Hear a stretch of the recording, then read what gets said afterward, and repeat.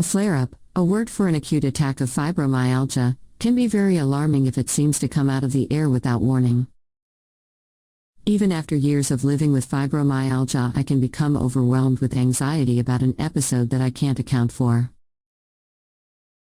Sometimes the flare-up is in a localized area of my body. For example, this year it is in my hip, while last year it was in my foot. Other times it is everywhere. My nervous system is on fire and pain and fatigue runs rampant throughout. When it happens, I go through all the scenarios of the past few days and wonder what precipitated this new, intense attack. Elaine Scarry writes that physical pain has no voice, but when it last finds a voice, it begins to tell a story. This is my story. I look back at my childhood and try to remember what it was that laid the foundation for my sensitive body's struggle with this affliction. I remember the horrors of childhood in the Catholic school where the nuns terrified me and I would hyperventilate at night, thinking I would die and go to hell. I think about how difficult it was growing up in a big city with a polio scare surrounding us. I remind myself that even though I was an anxious child with a stern, angry father and a passive mother, I no longer have that kind of trauma in my present home life. I try hard to keep my life manageable, although not too restrictive. Then, I remember the more important and positive thing about flare-ups: they don't last forever.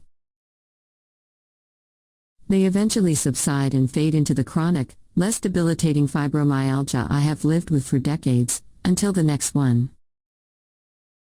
The most frightening thing about a severe attack is wondering if this is an unusual episode that is unrelated to fibromyalgia. Pain that brings about loud gasps, moans, and outward signs of distress can be frightening to others, but even more so to myself. Is this fibromyalgia or something else I should be attending to, I wonder? If I suspect it is the same demon, I ask myself, what happened in the last few days to bring this on? It becomes easy to blame myself for excitement, overeating, or pushing myself too hard. But, if it is beyond my control, as in a weather change, then I relax somewhat and wait for better weather conditions. Living with fibromyalgia is a constant up and down handling of life events. Some days are not so painful or filled with fatigue, while other days require almost a withdrawal from life for a while. It requires courage to pick myself up and start over again, knowing I am often spitting against the wind.